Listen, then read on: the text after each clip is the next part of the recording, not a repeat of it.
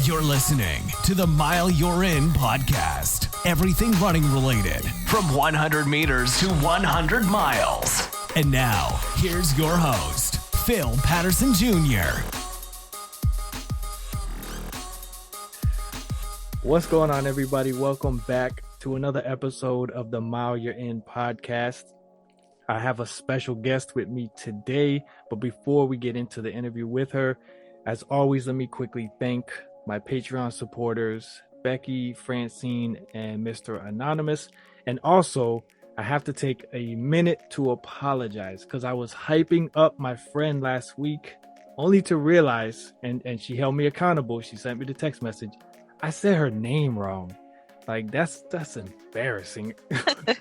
So Ethel is the one. I was saying Esther, but Ethel is the one that I was talking about. So y'all can go back and listen. So let's get right into it. I have a special guest with me, as I just mentioned. The funny thing about her is that we don't even really know how we met, other than, I guess, Facebook. I don't know if we run a race together. I don't know, but we tried to figure this out and we don't know. So all the way from Maine, welcome to the show, Rachel Belmont. Hello. Hey, nice to meet everyone. Thank you so much, Phil, for having me on. Super stoked. And as always, as we encounter in the ultra running world and doing all the epic stuff that we do, we ran into issues just to get this show started. But what do? We overcome them. And that's what this show is all about. Rachel, go ahead, and the mic is yours to tell us a little bit about yourself. Introduce yourself. Sure. So my name is Rachel. I'm a travel nurse. That's why I'm all the way in Maine right now during freezing cold winter. I was living in Arizona the last 2 years, moved out here for a psychiatric travel nurse contract. Going to be here, honestly, the rest of the year. I extended my contract until October, so I'm loving it so far. I'm also an ultra runner and, just an overall life lover of the extreme. So it's really nice to be here. Really excited to talk about my upcoming adventures. And speaking on that, I saw you I think you posted it last night that you just extended that contract. Yes, I did. Yeah, I got it approved to be extended until October. Nice. So was this something, because I just heard about it during COVID. So is this something that you have been doing since COVID or more recently, the travel nurse? So I actually graduated nursing school in 2021. And so I started nursing school during COVID. It was pretty crazy. And then I started my nursing career 2 years ago in Arizona, but I've been travel nursing for a year now. I was originally living in the Phoenix area, and then a year ago, I started my first travel contract in Tucson, because if you're over 50 miles away, it counts as travel nursing, which is pretty rad. So I spent 6 months in Tucson, moved back to Phoenix, worked in some detox and crisis for a little bit, for a few months, and then finally got my compact license approved and moved out to Bangor. So that's where I'm at for the rest of the year, pretty much. Nice. So is this something you think you'll do long term, or just kind of going with the flow? Well, I absolutely love travel nursing. I see myself doing this for quite a while, at least like the next 5 years. But after that, once I would say I'm done like reaching a lot of my main running goals and traveling to, all these places I want to go to, the end goal would be to be a psychiatric nurse practitioner and go back to school. So that would be about like 2.5 years or so. But being that that's such a commitment and I'd have to really, strap down and not do very much other than that. That's something I'm going to wait on for now. I'm just enjoying travel nursing and just chasing all these adventures and goals I have for now. So. And it's awesome. Like, I was looking at your story this morning, how, you did the 12-hour shift and then you were out doing 12 miles and it was like 1 a.m. and and beyond the fact that like just looking at your face, like you looked awake, energized. Like I know me when I do the ultras after that many hours, like I just look beat and tired, but like it's inspiring to see just how fun it is for you. And it's kind of like a challenge to me, like to make sure that I'm keeping it fun, because I feel like when I don't, that's when I feel miserable. And you just always look like God, you're excited and having fun. Yeah, you know what, Phil? I'm really happy you brought that up, because that was actually something I was really struggling with a lot last year, having fun with running. And I feel like nowadays I'm just chasing adventure, and I'm excited about every single one of these races I'm training for. Like, you got to keep it fun, because once you turn it into a job, it's not fun. You're not motivated to get out there and run in the middle of the night, like, and run when it's cold, run when it's hard, because, you're not training for something that you find fun. And for me personally, I was like, I had to take a step back after, I just wasn't feeling it anymore. And I'm like, okay, like, what's your why here? What's your motivation? And for me, I just love the extreme. I love the adventure. And if I could feel like I'm on like some, I don't know. I mean, I'm such a child at heart, but if I could feel like I'm on some kind of epic quest, and training for some crazy adventure and journey, like some, I don't know, exotic part of the world, not even exotic, but just like some extreme climate, like in 3 weeks, for example. And the reason actually why I'm out here in Bangor is I am training to run the Sasita 100 miler. It's a 100-mile foot race across Alaska pulling a sled. And it's an Iditarod qualifier. So I'm going to be doing that and the Iditarod training camp out there. So I figured I'd move somewhere cold. That's one, back on the East Coast, closer to family, because I've been away from family for, quite a while.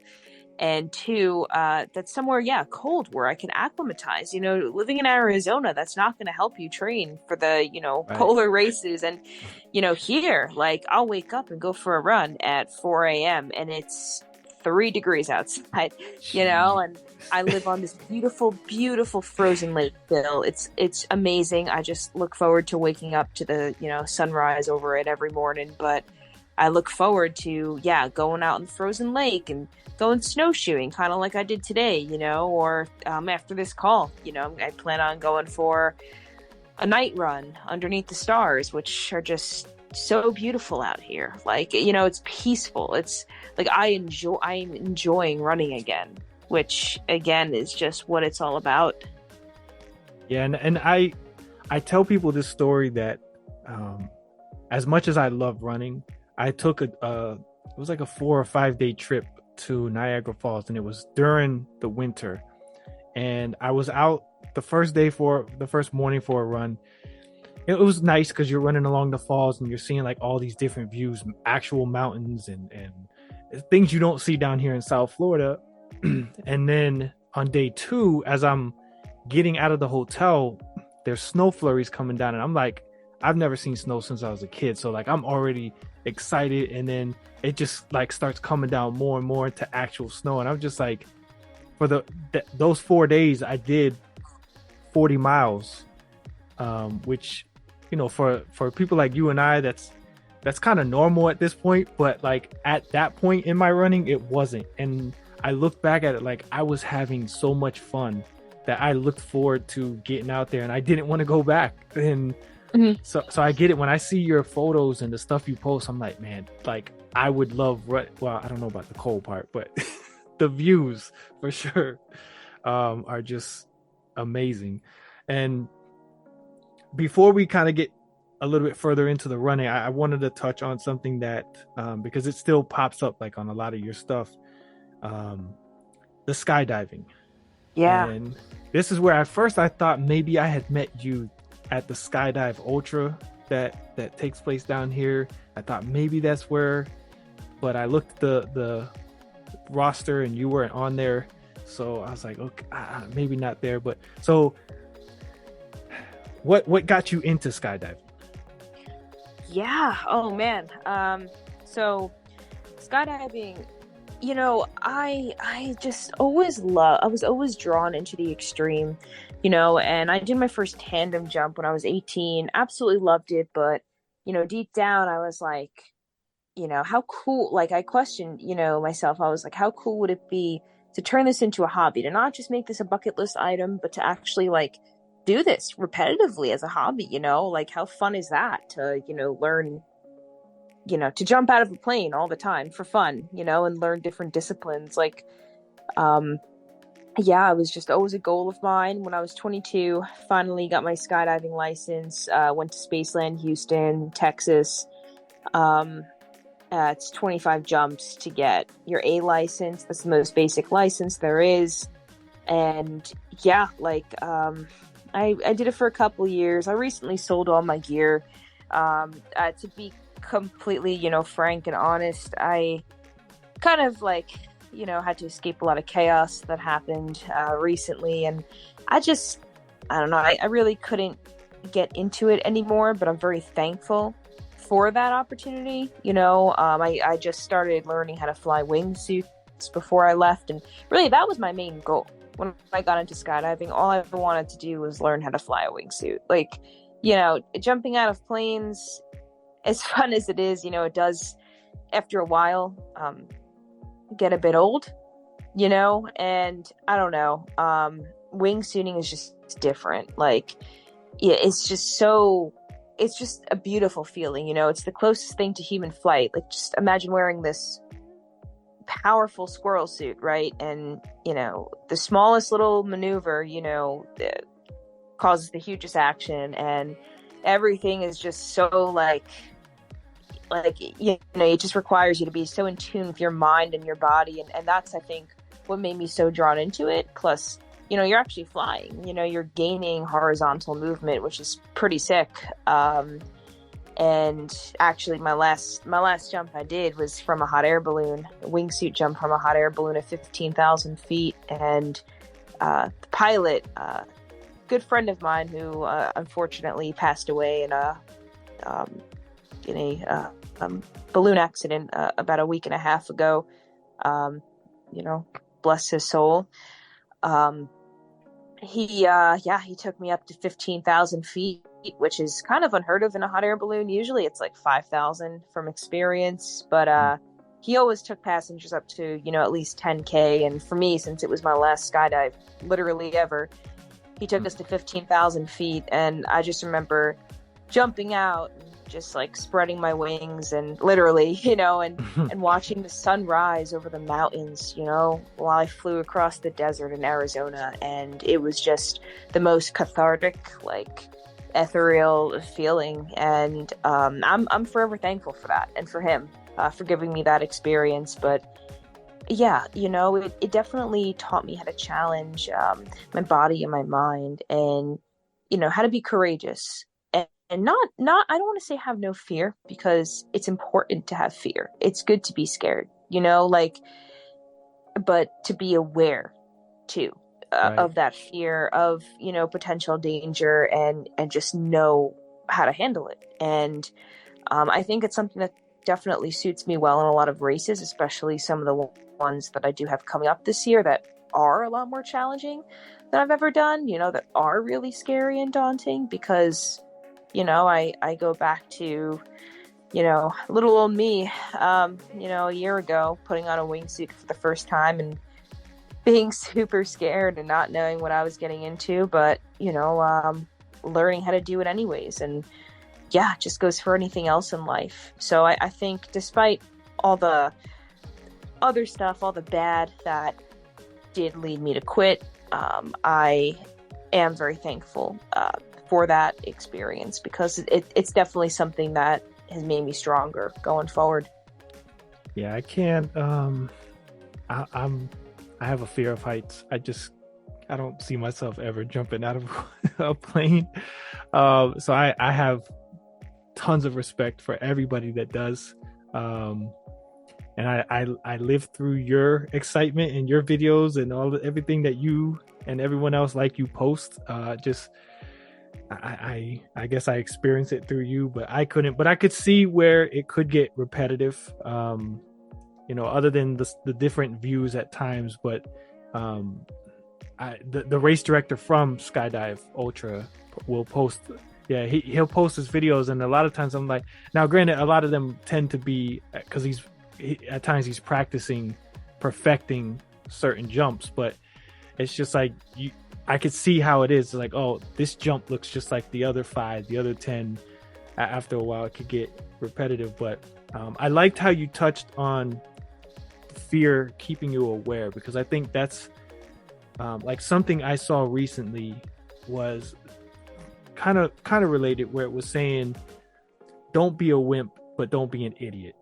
And it was talking about running, where, in the first half, you should be smarter about your technique and pace yourself. But then that second half where you're, if you are reaching for a goal, you have to push yourself and don't hold back.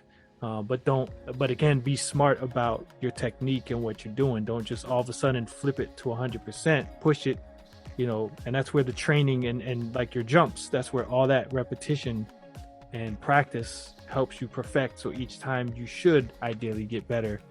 And again, still be aware of the danger that can happen if you're not.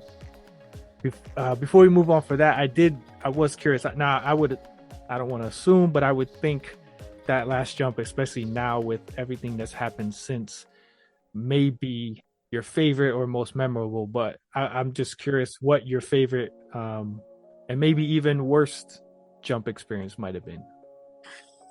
Yeah, I've had some pretty scary things happen to me for sure. I mean, you jump over, I have over 200 jumps, and it's not that much in the skydive world. I know people with like thousands more, but still enough to definitely experience quite a bit.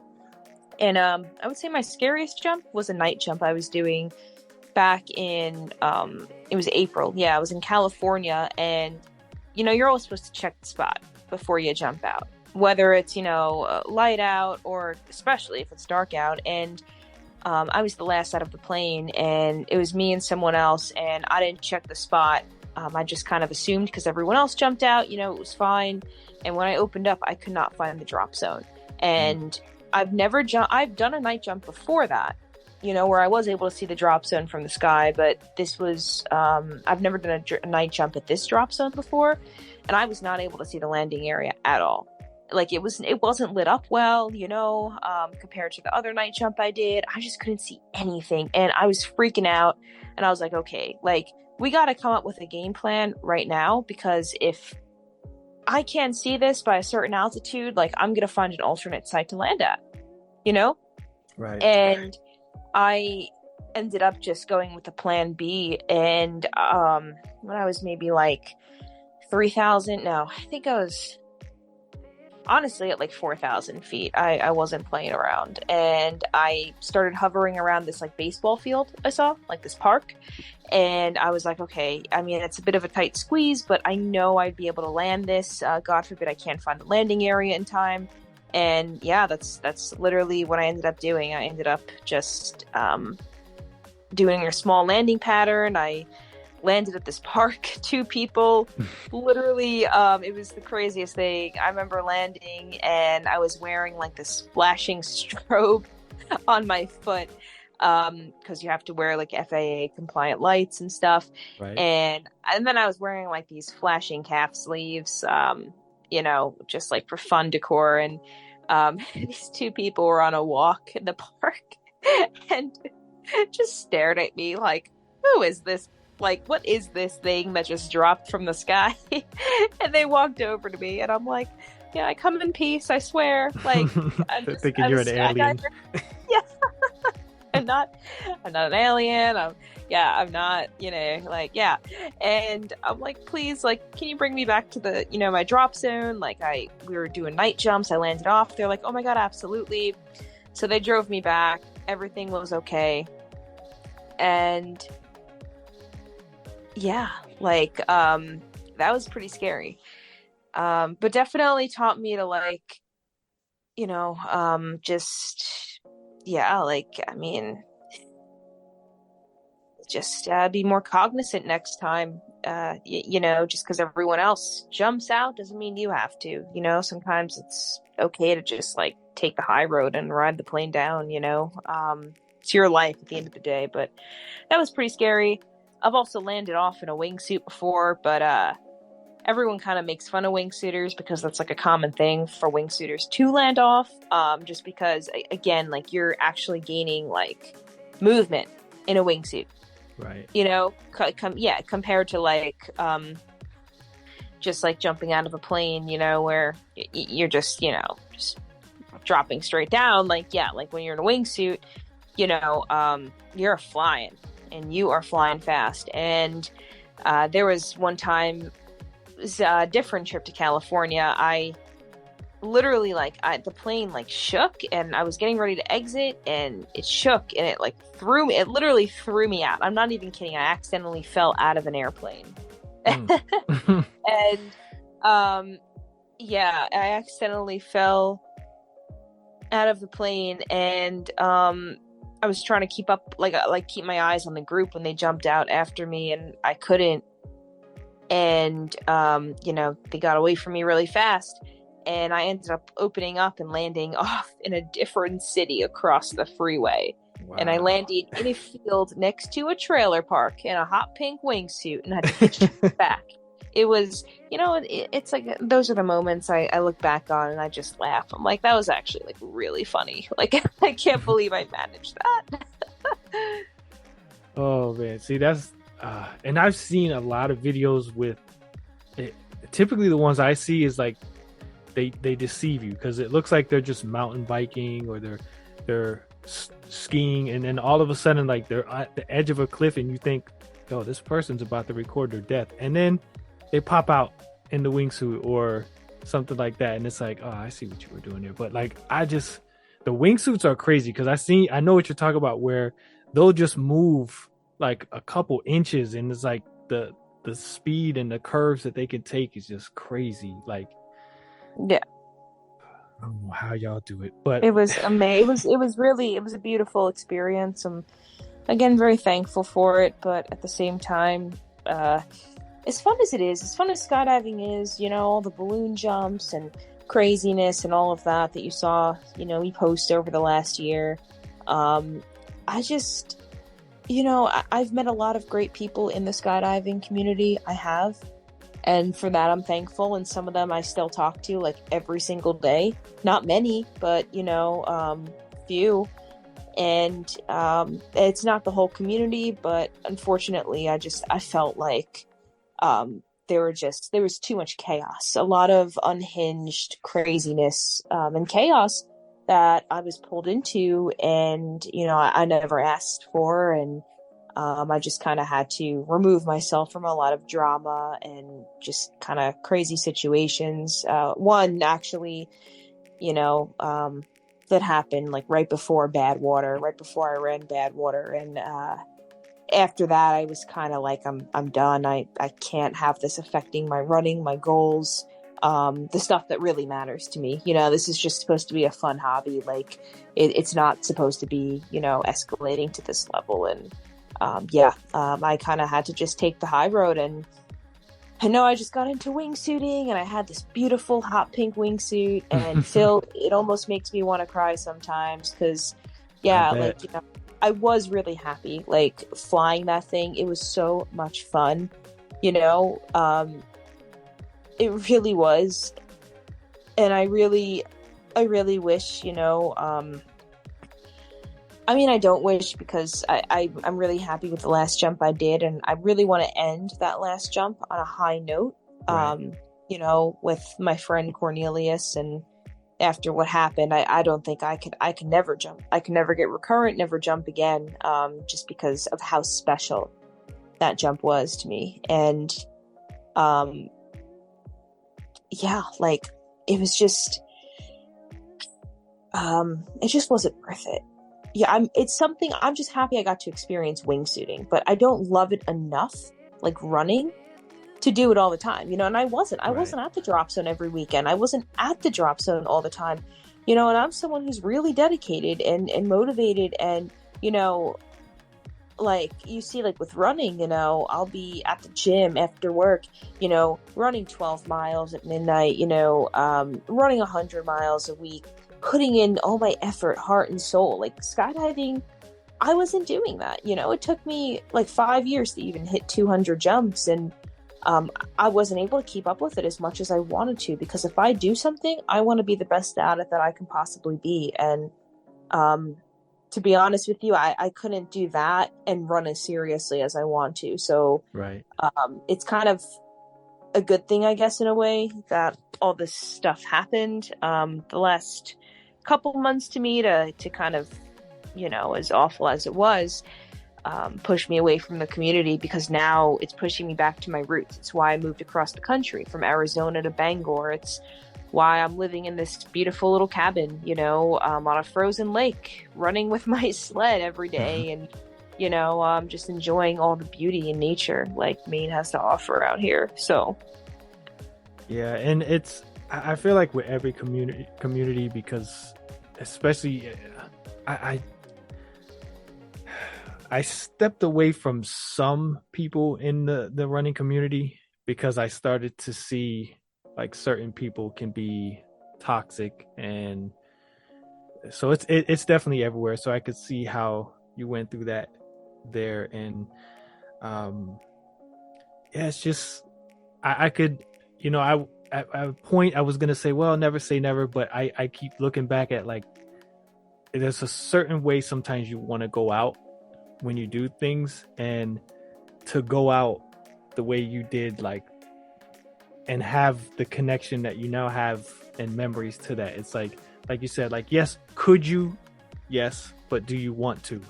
Right. So, and that's the thing. Like, I'm glad even like that you mentioned what you're doing now, because a lot of people will come to me and say, but why do you do so many miles, or why do you do this? Like, I was at my company's Christmas party, and I had told them, I said, hey guys, like, after a certain point, like, I'm out. I got my running gear in the truck. I'm gonna run, change my clothes, and I'm gonna go for a run. If y'all still here, I'll come back and join. And when I came back, some of them were like, you seriously just went? And I only went for, like, I think it was 5 miles or 4.5 miles. So it wasn't nothing crazy. But it was like, I wanted to get my run in. And when I came back, they were just like, but why? That was their biggest question. No matter what I kept answering, their next follow-up, but why? And it's just like you said, it's like, you want to do your best. If you're like, for me, if I get invested in something, I want to give it my all, and I don't want to slack. Because I know, and I've learned, especially from running, that I'm more capable of a lot of things than I thought I was. And if I never even took the step to attempt certain things, like 100-miler, I would never have learned things about me if I had just stuck to the 5Ks or the marathons. And there's still lessons that I've learned from there and that you can, but the more you push yourself, the more you find out about yourself and what you're capable of, and heck yeah, overcoming your limits. So I think that's really cool. And that's where now, and I was like, every time I look at this, I keep wanting to call it the Iditarod race, because I see the word idiot. Well, so how do you pronounce it?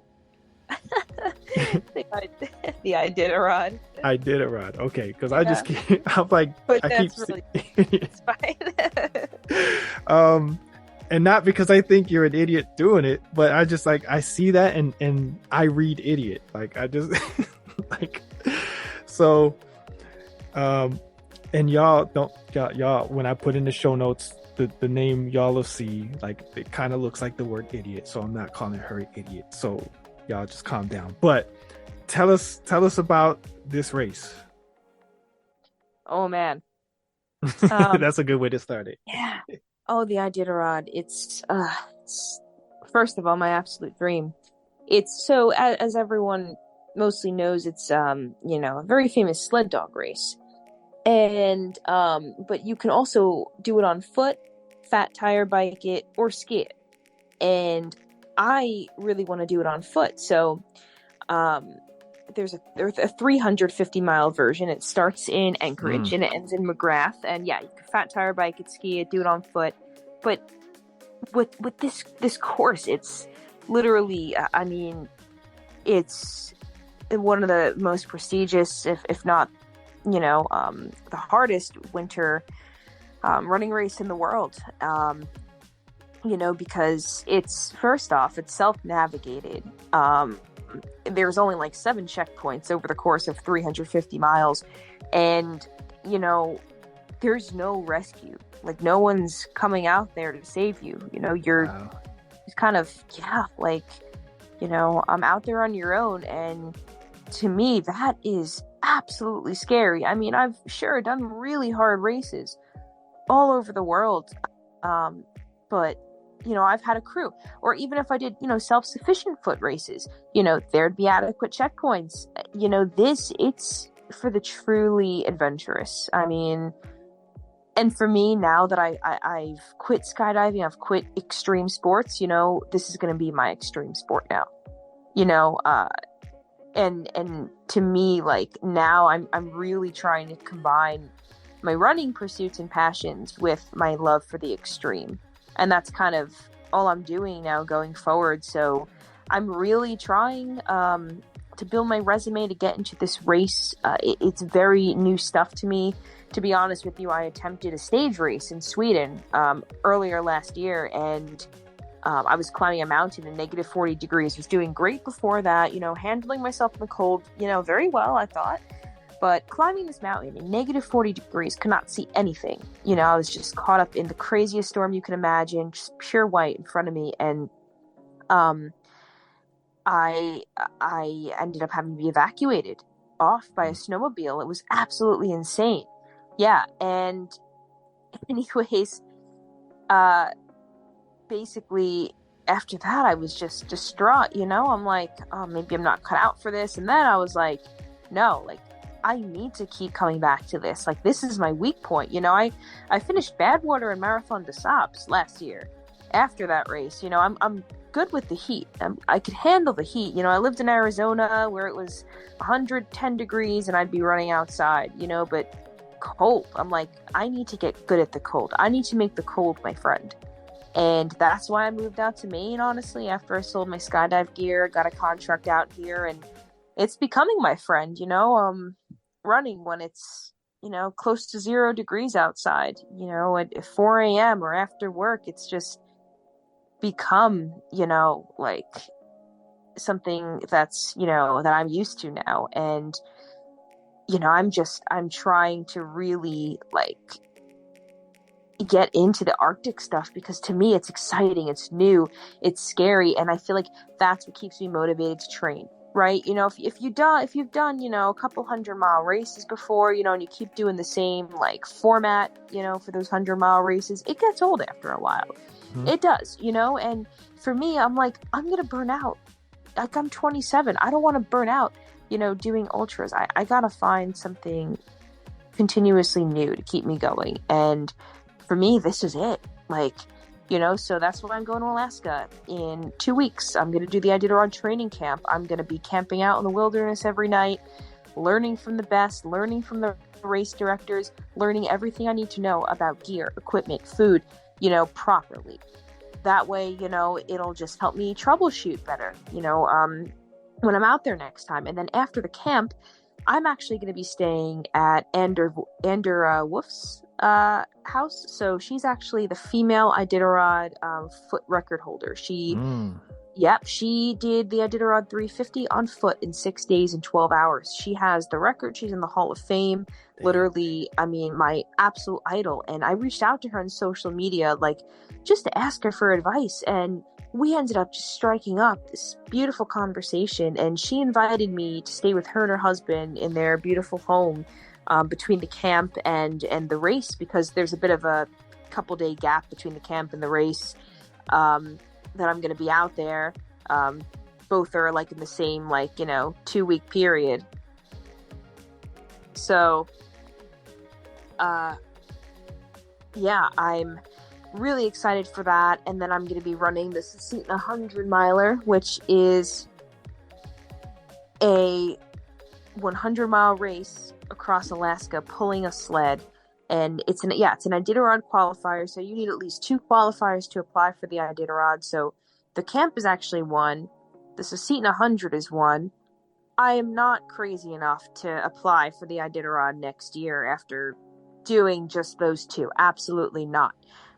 Because it's my life. It's kind of like wingsuiting. It's like skydiving. It's like any other extreme sport. I want to be as ready as I possibly can be for when I step up to the line of the Iditarod. Like, because it's one of those races where, you can actually lose your life. And I don't want that to happen. You can lose limbs. Like, it's the reality of it, I mean, and I start to think about that stuff, and I'm like, I want to be as safe as I possibly can be. So, I want to also get some more experience next year, before I apply for the Iditarod, which would be the goal for 2026. So next year, being that I successfully finished Susitna, I really want to sign up for the Montane Yukon 300 miler in Canada. So, in the Yukon, there is a famous, race, the Montane Ultra, and they have a 100-mile race, a 300-mile race, a 430-mile race. Now,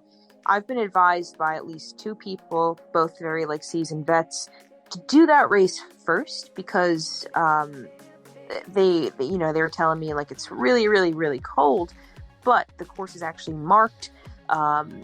And they have evacuations during the day. Like, if, God forbid, you get into trouble or something, you don't need to self-navigate, but you should be, fairly, familiar with it still, God forbid.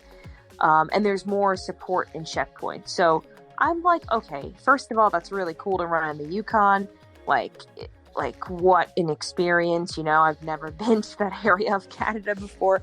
Second of all, super, super cool race, but, very similar in distance to the Iditarod, but, a bit safer to run in, compared to just being thrown out into the wilderness and being like, all right, here you go. You're going to, self-navigate and just run through, unmarked territory. I don't feel anywhere comfortable to do that yet or worthy. So I'm like, I feel like if I can do that race, where there is support and stuff, if God forbid I screw up or, whatever, I need to be evacuated or something happens. I mean, because literally look what happened to me in Sweden. I had to be evacuated climbing a mountain, in negative 40 degrees, and I feel like I can't step up to the line of the Iditarod until I'm sure, I'm ready and I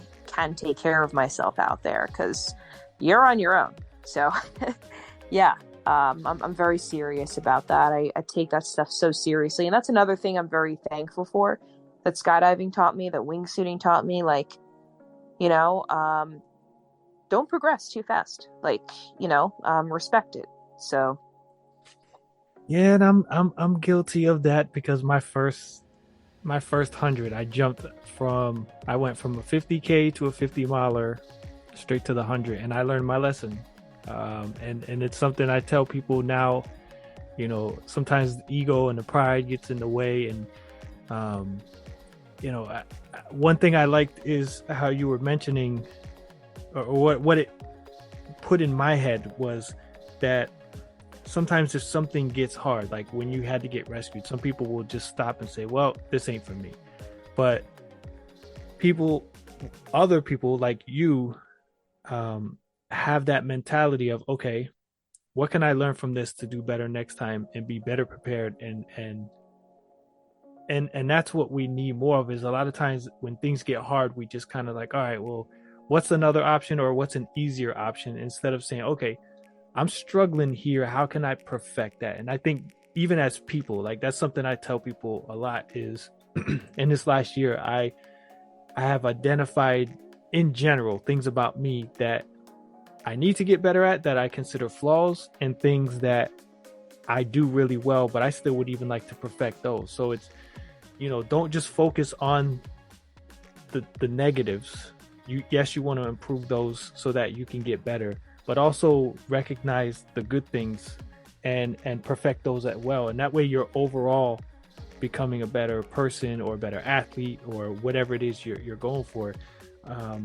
And I even think about like when I ran long haul and I qualified, and I was doing it just to run long haul, but it had become a Western States qualifier, and that kind of put this extra motivation in my head going into that race. When I had found that out, like,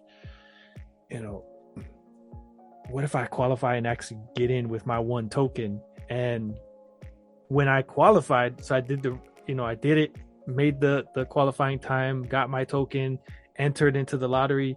And it was like when I did that, like reality hit, like, all right, if you get in, you're gonna have to start find all the bridges, all the hills around here, and you're just gonna have to grind those out, because it's not flat. And it's a whole different race. And it was like, okay, do you really want to do this, or are you just gonna take the easy way out? And that's the mentality I see, like when I see your post and when I see what you're doing and working all day and then going home and getting right back out there and grinding, and then getting your rest and going right back to work in that routine. If it's fun, you have that desire to do it, and when it's tough, you still can push through those moments because it is fun, and you have that desire to reach that goal that you set out for you. And I didn't realize the race, well, when you were going to do it, was that far out. I was thinking it was more recent. So even hearing you say that this is something that you're not, like you said, rushing to do, because your percentage of success is going to drop unless you're actually prepared. So you're going about it in a smarter way, so that not necessarily wasting your time, but you wouldn't be going there unprepared and with a low chance of success. So that's a nice mindset to have. The other race I wanted to talk about is the Jungle Ultra in Peru. Now, see, that race is so easy to say, it's not like Iditarod, like like it's easy. Oh yeah. So tell us about that race. So that race I'm super pumped for. It's a self-sufficient stage race, 230 kilometers through the Amazon jungle in Peru in June. It's been a dream race of mine for ages now. Super excited for it. What makes that race so unique is I'm going to have to carry a hammock and set it up every single night. Wow. Yeah. So that's going to be fun. And yeah, I'm really excited for that. And yeah, I mean, like the jungle, I mean, I've had this race on my radar literally for like 7 years. I'm not even kidding. Like since I don't even know, like 2021, I saw this race and I was like, oh my God, like this is so cool. I have to do this. But it's intense. I do have a friend who's completed it before, and it's really hard. It's humid. It's so humid. It's hot, muggy. I mean, you're dealing with insects and everything wants to kill you, including the race instructor. So the race director. So, yeah, I'm definitely going to be training very hard for that one, without a doubt. That one is like my other self-sufficient races. I train with a weighted pack, but definitely do a lot of incline training and also a lot of sauna training. And yeah, like it's going to be a brutal one. I'm going to have to just make sure I'm in really good, shape still. And have my A game on. Yeah, I like that you mentioned the sauna, because I think that's another thing too. Like one of the guys I picked his brain up on a lot, and when you had mentioned I forget her name that you were talking to about Iditarod, the record holder. Oh, Anne Verhoof, yes. Yeah. So I mention this a lot in my podcast about picking the brain of people that have done what you want to do, and realizing that they can give you tips and suggestions that can help you, because you could do research on your own or learn and make the mistake and grow from there. But there's nothing wrong with reaching out and finding who's been there, done that, and can help you. So one of the guys that got me into running, even ultras in general, was a teacher, and he would tell me that he would do 15, he'd get up early, do 15 miles, then teach and do 15 miles after that. But while he was teaching, he would never sit down. He would always either stand or just walk around the classroom. And his thing was the whole time on your feet. So it's not always like how you mentioned with the sauna. Sometimes, yeah, you could go and run and walk in outside, especially here in Florida. You can, maybe put on some sweats or those little like garbage bag looking suits, and you can and train like that. But sometimes, to me, what I've experienced doing that is you're in motion. You have things to look at and distract you. You can do all that. But when I've sat in a sauna and tried that, it's a whole different mental ball game. Even with music and even with my phone that I can still browse through, you're just sitting there in a sauna, and it's different than when you're in a sauna suit outside and in motion. It's all those little things you can do to train different ways, mentally, physically, emotionally, and get yourself prepared to do a run that people think, oh, it's just running or maybe some weight training and coming up with a good diet plan. It's there's more that goes into that, which you brought up, and I like that. Now, I noticed you mentioned there's some fastest known time. Yeah. So tell us about those, any that you've done this year, or what you got. What are you aiming to go for? Well, I'll tell you the location of the one in March. Actually, I've been mapping this out. So this is my idea. I'm going to, actually, you know what? I'll announce it here. But I'm going to be attempting to run from Vietnam to Cambodia with my friend. It's 150 miles from Ho Chi Minh City to Phnom Penh, Cambodia. So my friend, this was actually an idea of mine. I had a couple 2 months ago, and I travel all over the world, right? And I do all these organized races, but I have a lot of friends lately who are just doing a bunch of crazy FKTs and stuff on their own. I mean, I don't know if you follow Hunter Leninger, but he just ran 1,100 miles across Florida, or yeah, I just saw that. You shared it. Yep. Or my friend Jenny Hoffman, she just broke the Transcon record running from San Francisco to New York.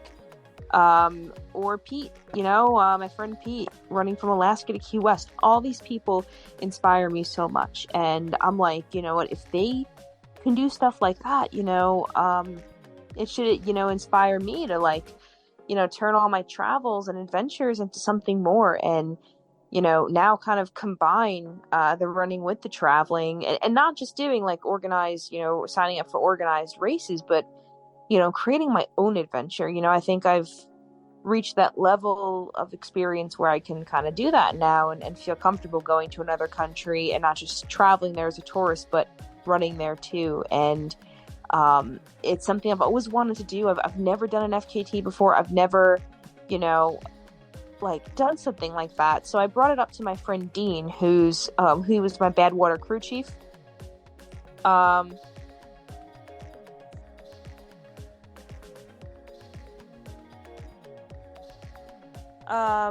He was my Badwater crew chief, and Dean's one of my best friends. He's kind of like an older brother to me. He's crewed Badwater 13 times, just always has your back. I mean, literally helped me cross that finish line. Just amazing, an amazing human being, super caring and supportive.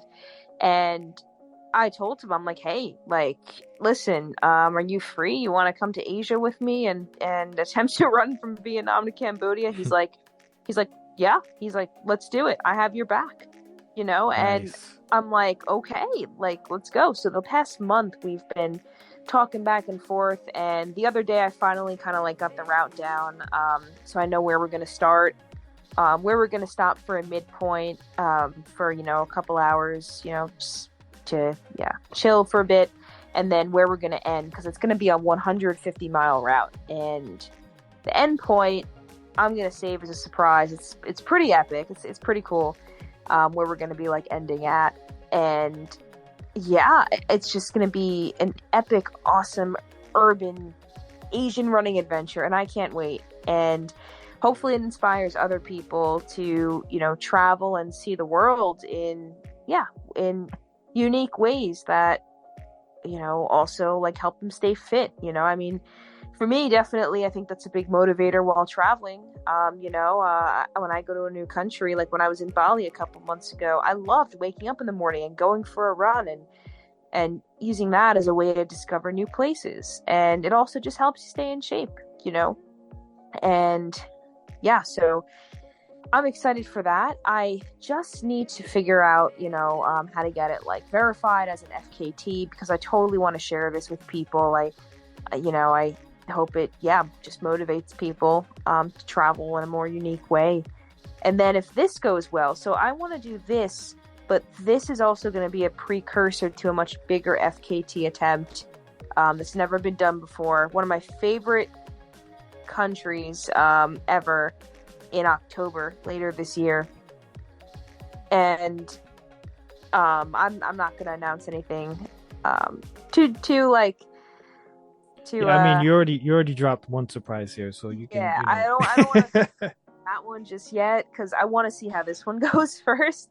But this is, once Asia goes really, when Asia goes really well, we accomplish that, I'm going to feel a lot more comfortable, announcing the next thing. But the next FKT attempt I'm going to do, I'm actually going to have a crew for that one, which is really cool. Because I have, a lot of local friends who live in this country, and that's all I'm going to say so far. But it's going to be really epic, and all I want to say is I want to do this to inspire girls in the run. I'm a huge advocate for their charity, and I love raising money for them. I love, standing for them, and everything they stand for is just incredible. And I love supporting them in any way that they can, and inspiring younger girls to, shoot for the stars and realize that, their dreams, they're capable of achieving their dreams and being more than they ever imagined. So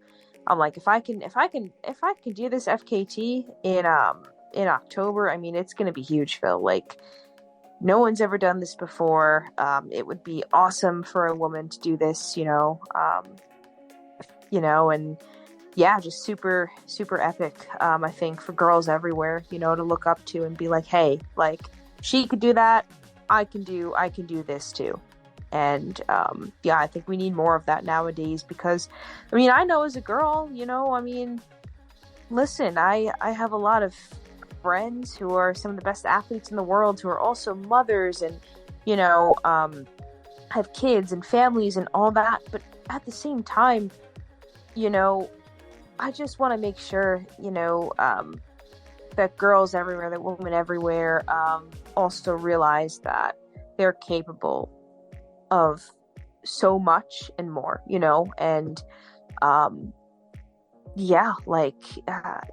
I don't want anyone to ever feel like they need to be a weak, watered down version of themselves, because I mean, I know I felt that way recently, and it's not a good feeling. And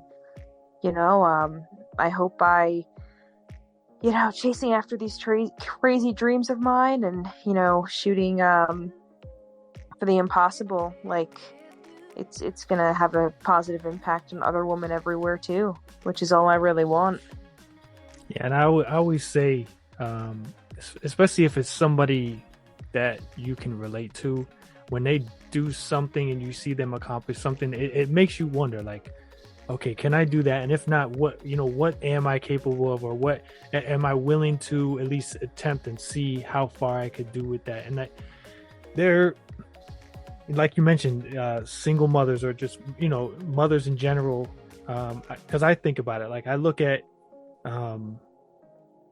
people who, let's even use you as an example, right? No kids, but you still work a lot more hours than I do. So technically I couldn't even in a way say I'm working 8, you're working 12. But it's things like that where it's like, okay, I got a kid. Okay, but you work 12 hours and I sit at the desk all day. You're on your feet all day. So it's like, yeah, you could find excuses to say, well, I can't do this. I don't have time for this. I'm not able to do that. But then you look at someone like you and it's like, okay, well, you can. If you really, you know, they always say if you're really passionate about something, you will find a way to make time for that priority in your life, if it really is that. If not, then you will make those excuses and just always dream and wonder instead of actually going out there and attempting. So seriously, the worst that could happen is you fail. Okay. And you right. know what? At least you tried. And I'm like, life is way too short to not try. Like, so a lot of people think, you know, your idea is crazy or whatever. You know, half the people I know who are accomplishing this stuff, everyone thinks they're crazy at first, you know, but they're very committed and motivated. And, you know, that's why, you know, this year I've been, like, the past few weeks especially, just so gung-ho about running when I'm uncomfortable, you know, waking up super early, running late after work, because the stuff I want to do is going to be really hard. And I need to rebuild that mentality right now, because I kind of lost a version of myself for a while. You know, I mean, I didn't run for 2 months after Badwater. I had something, you know, happen to me that traumatized me very badly, and it led me to quit skydiving and sell my gear. And I honestly ended 2023 super heartbroken twice, you know, and traumatized, and just, like, not really having much motivation to do anything. And I found myself in the dark, and you know, it was a struggle, but I, you know, finally am, you know, finding that light again. And, you know, all these adventures and dreams I have, like, they're keeping me going. You know, the people that look up to me, those girls, they keep me going. They're my motivation. So yeah. Yep. And that's the thing. I always add as well, that there are people out there that wish they could do, like, they want to, and if they were able to, they would do what we do, or attempt to do, but physically they're unable to. And that's something I always try to remind myself, when things kind of get rough, or you get a little hard on yourself. It's like, okay, there's somebody out there that wishes they could even just walk, or just them.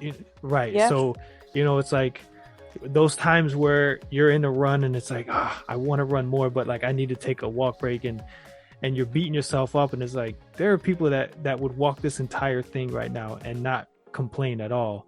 So just suck it up, find the positive in that negative, and you know, it's a roller coaster. I say it all the time. You ride the highs and you grind those lows. And, you know, like you said, I had a rough, especially second half of last year, but I'm going into this year like, okay, there's some things I know what to change, I know what to do, what to work on, and you just keep trying to perfect yourself, so that the crafts you do work on are perfected in that journey as well. Before we wrap it up and go, I know everybody's a little different with what they like to share with whom, but whatever you want to plug right now, I'll put it in the show notes, but anywhere you're willing to let people follow you on social media, this is your chance to go in and tell them where they can follow you, because I feel like they will definitely be inspired in one way or another. Yeah, thank you so much. Well, I do have a Facebook. It's Rachel Belmont, and then I'm on Instagram too. I'm the Wandering Runner, and runner has 2 R's at the end, so the Wandering, and then RUNNERR. So I share all my adventures there and all my upcoming goals and motivations and stuff. So feel free to follow. And honestly, even if you're just a photography person, like you just love beautiful scenery and photos, I feel like you should follow her just for that. Even if you're not into the whole running, because I'll tell you, like, I look at a lot of your photos and I'm like, man, like, this is stuff you see like in magazines and on, like, in framed like on the art galleries. But that's just the beautiful places that you go to.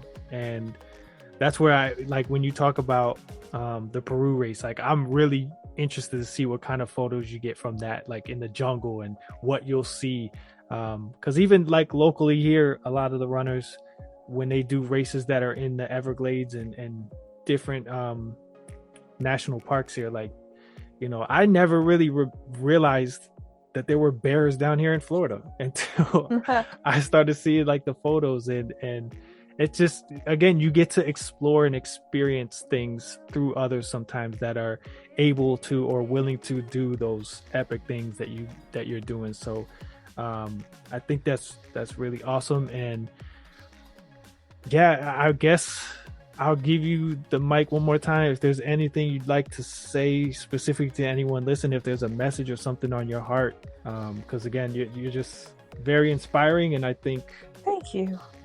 Like somebody's gonna take something from it. Thank you so much for that. Really, that means the world to me, truly. And yeah, just if you're listening to this, just know that you are valued, you are loved, and you deserve, to follow your dreams and just believe in yourself and keep moving forward. I know it sounds cliche, but that's what's kind of working in my life right now. Yep. So that's really what I just wanted to end on. That is again, this podcast in general, in a whole, is all about inspiring, motivating, encouraging, uplifting, all about positivity. And I think I've said it many times, who you surround yourself with, that too.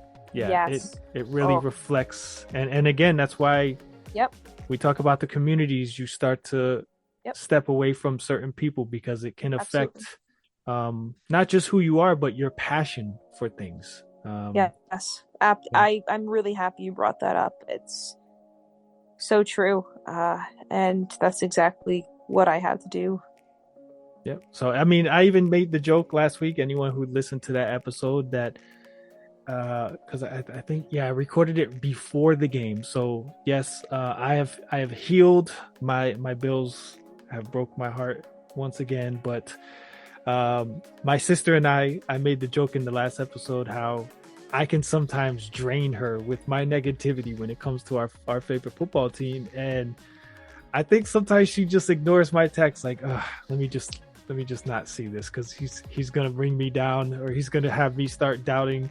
But she's so positive. She's like, oh no, like they're gonna get it on the next drive, and I'm just like, nah, just turn the TV off. It's over. We're done. We suck. And she's the positive one. So it's like it happens.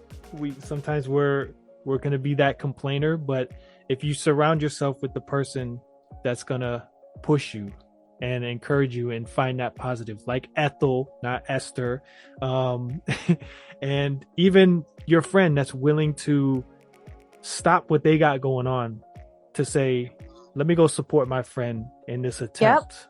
Yep. And that's the thing, like, your friends who are willing to put aside their busy schedules for you. And I have the best friends in the world, and to all those, listening out there, like, I love you all, like, truly. Thank you. And it just goes to show, and it's why I try to always get my guests to share their social media that they're willing to. 'Cause again, we tend to, everyone's going to want certain things to be private with certain people, but again, I don't think I've ever met you in person, and yet here you are. We came across each other on social media, most likely through mutual running friends, and like, you've inspired me in a lot of ways, and that's just the effect that we can have. So again, I thank you, because I know your schedule and you're about to go run and you're busy, so I thank you for taking the time to come on. And until the next, thank you for having me. Of course. So until the next episode, guys, consider who you have around you, what kind of impact they're having on you, and go find something epic to do. Thanks for listening to the Mile You're In podcast. If you enjoyed it, make sure to like, share, and subscribe.